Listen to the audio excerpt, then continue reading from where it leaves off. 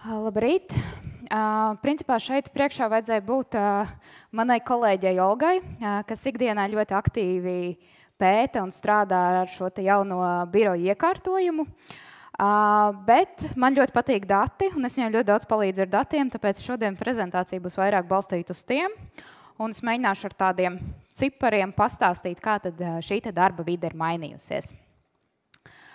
Un pirmais, ar ko mums būtu jāsāk, kur tad īsti mēs pašlaik strādājam, un pirms gada mēs veicām ļoti lielu, plašu, ilgstošu pētījumu ar ļoti daudz respondentiem un noskaidrojām, kur tad viņi strādā, jeb kur viņu darba vietas atļauj viņiem strādāt. Un viens no 100 cilvēkiem atbildēja, ka viņiem ir iespēja strādāt tikai no mājām. 9 atbildēja, ka viņiem ir iespēja strādāt tikai no biroja. Un absolūti lielākais vairākums atbildēja, ka viņiem vēl joprojām ir šī hibrīda darba iespēja. Vai tā ir pilnīgi brīva, vai noteikti ar kaut kādām noteiktām dienām, tajā mēs pašlaik neiedziļināsimies. Protams, rodas jautājums, vai ir kāda atšķirība publiskajam sektoram. Ja mēs skatāmies uz publisko sektoru, tad nedaudz lielāka, aptuveni 13% ir šī proporcija, kas var strādāt tikai birojā. Un tas tā kā ejot uz priekšu, rada šo jautājumu, ko tad paši cilvēki saka, cik dienas viņi gribētu strādāt no biroja. Un šis absolūtais vairākums, aptuveni puse, saka, ka viņi vēlētos aptuveni pusi nedēļas strādāt no biroja, pusi no mājām. Tas viņu prāt ir tā kā balans. Vienīgā problēma ir tāda, ka viņi visi grib vienās tajās pašās dienās nākt uz biroju un vienās tajās pašās dienās strādāt no mājām. Un, kā mēs redzam, tad pirmdienas, piekdienas kaut kā visiem liekas, ka negribās braukt uz biroju, un savukārt nedēļas vidū vairāk gribās. Bet šis, protams, ir ļoti atkarīgs no katra uzņēmuma individuālajām sapulču plāniem, grafikiem, kaut kādas uzņēmuma specifikas. Ko tas mums saka par kopējo biroju piepildījumu? Ka šis piepildījums atšķirās aptuveni 20% robežās. Ja mēs paskatāmies tādus plašākus pētījumus, tad viņi saka, ka, ja mēs salīdzinātu ar pirms Covid līmeni, tad pat šajās dienās, kad ir visaugstākais piepildījums, tas vēl joprojām ir 75% no tā apjoma, kas bija pirms Covida. Un, lai gan mana prezentācija lielākoties koncentrēsies uz tirgu kopumā un diezgan daudz piemēri būs no privātā sektora, bet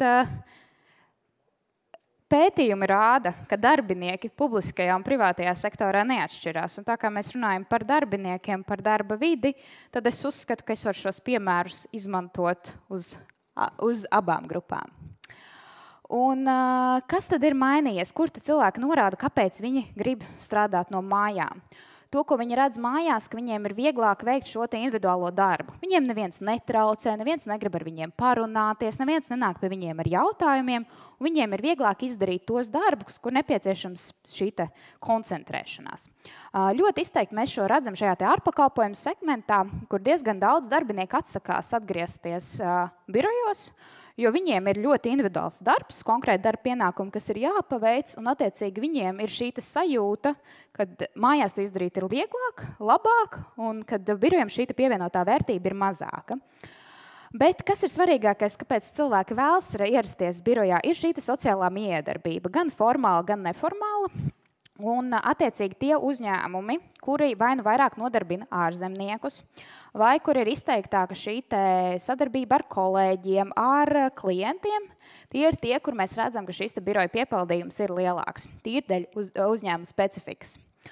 Un šis otrais punkts, piekļuva un efektīva sadarbība ar kolēģiem, arī ir tas, ko birojā visvairāk novērtē.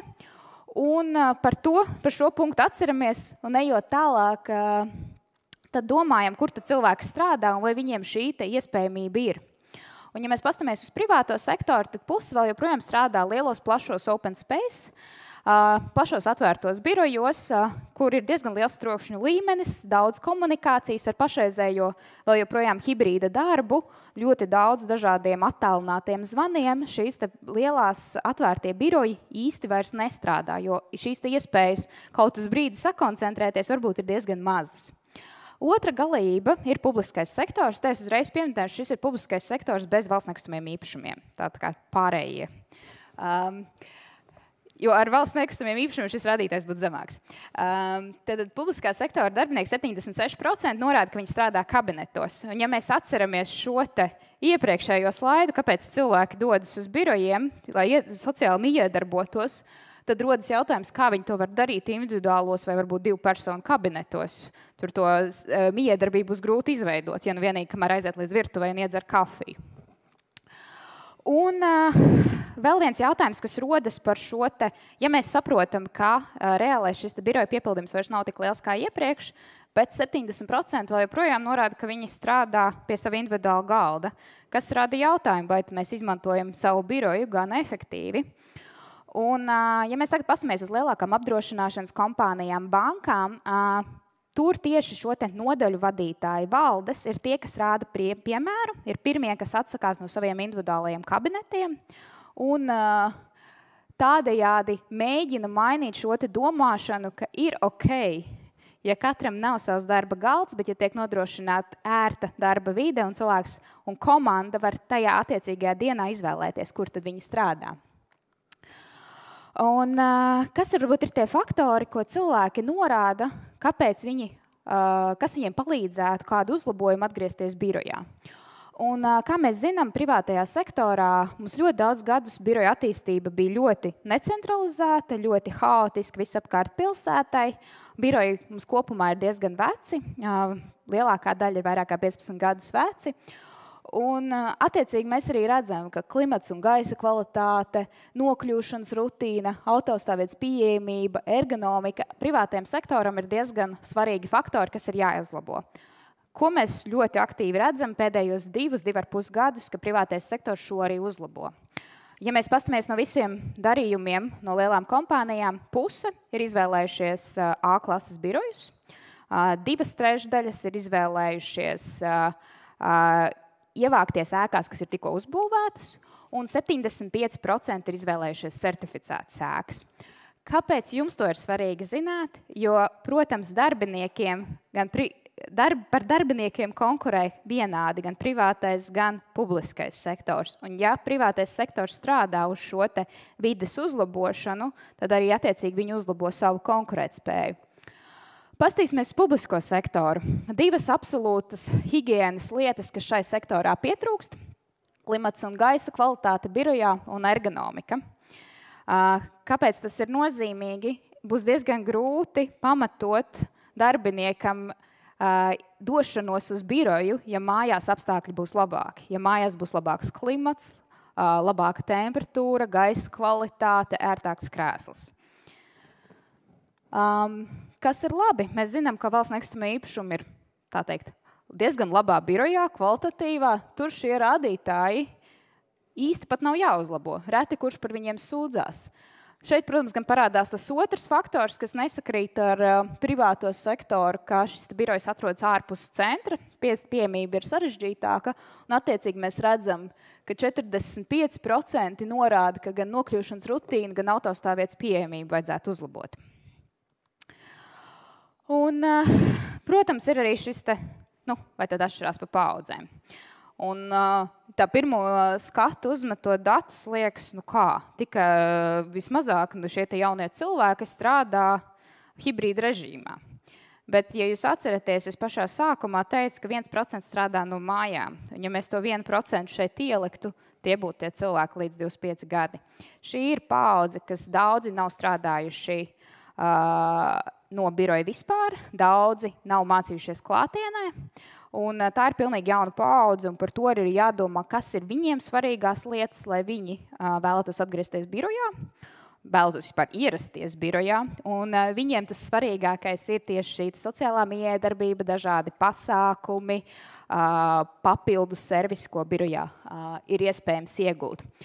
Bet kā mēs vienmēr smejamies ar kolēģiem, nekad nevajag aizmirst arī to kategoriju virs 55, jo viņiem viens no svarīgākajiem iemesliem, kāpēc viņi dodas uz biroju, ir dažādu veidu tehnikas pieejamība. Tā kā no printeriem neatsakamies, vienu birojā vajag, varbūt kaut kur tālākajā stūrī, bet tas ir svarīgs faktors, kāpēc šī paudze izvēlas ierasties birojā. Un kā tad visu šo te saliekot kopā, kā tas ietekmē reālo kvadrātmetru skaitu, kas ir nepieciešams? Kādreiz viss bija ļoti vienkārši. Atkarībā no nozares mēs paprasījām darbinieku skaitu konkrētā uzņēmumā, 10-12 kvadrātmetri uz šo te darbinieku, mēs zinājām, cik kvadrātmetrus vajag. Tagad situācija ir mainījusies, ir jāņem vērā divas lietas. Pirmais ir, ka, ja mēs pastamies uz kvadrātmetriem uz cilvēku, tie ir samazinājušies. Un tie ir pieņemot katra konkrētā uzņēmuma biroja apmeklētību pēc viņu tā kā nozares tipa. Kā es iepriekš skaidroju, kaut kādos uzņēmumos tas atšķirās, un atkarībā no tā arī atšķirās, cik reāli šie kvadrātmetri būs nepieciešami, kādas būs šīs darba zonas un tam līdzīgi. Un mēģinot to visu salikt tā kā pa plauktiņiem, tātad pirmā lieta, kas ir mainījusies, vairs birojos, ja mēs skatāmies no tāda plānošanas perspektīvas, nav tik liels uzsvars uz individuālo darbu, uz individuālajām darba stacijām, tā kā lielākoties biroji izvēlas, lai strādātu komandā, lai strādātu ar klientiem, tad arī biroja specifika tiek tam piemērota. Un šīs individuālās darba zonas būs kaut kādas, lai cilvēkiem ir iespēja dienas laikā sakoncentrēties, bet tas vairs nebūs tas galvenais uzsvars. Otrais ir, jā, kā es jau teicu, lielāks uzsvars sadarbību.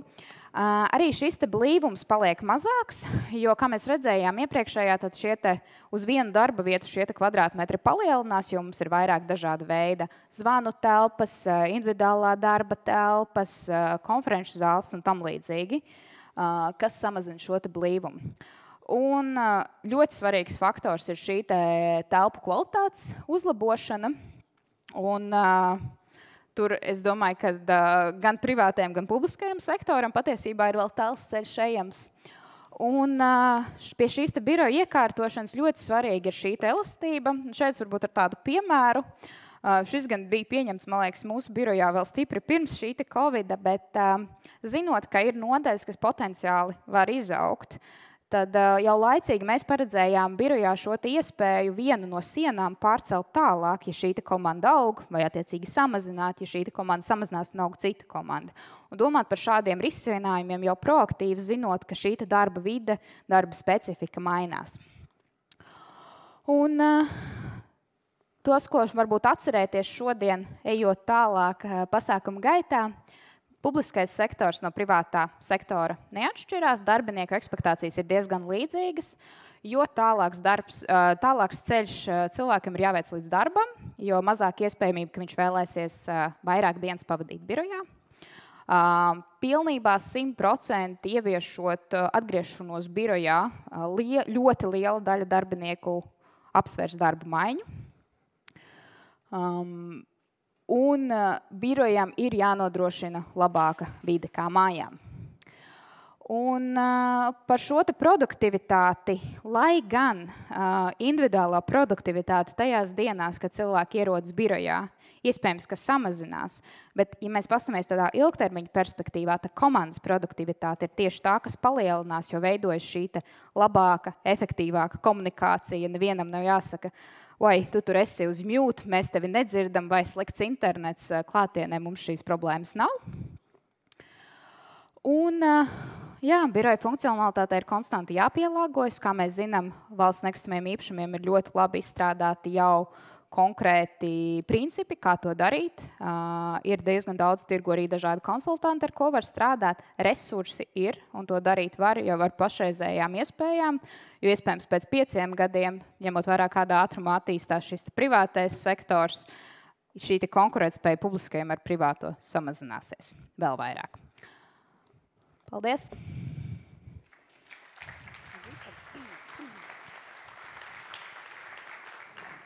Jā, paldies Agijai. Agija, vēl jautājums. Jūs teicāt, ka, ja darba devējs izvēlās 100% aicināt darbinieku strādāt tikai uz vietas, ir iespējams, ka darbinieks šo darbu uzteiks un pateiks, ka viņam ir cita vieta, kur viņš var šo darbu sadalīt, jo hibrīda modeļi daudz kur pastāv. Tomēr mēs esam arī dzirdējuši, ka daudzas pasaulē zināmas kompānijas nepiekrīt šim hibrīda modelim un uzstāj uz to, ka visiem darbiniekiem ir jāstrādā no vietas. Vai Kā vērtēt to, cik dažādas ir šīs pieejas un kāpēc izvēlas arī tādas prasības izvirzīt darbiniekiem?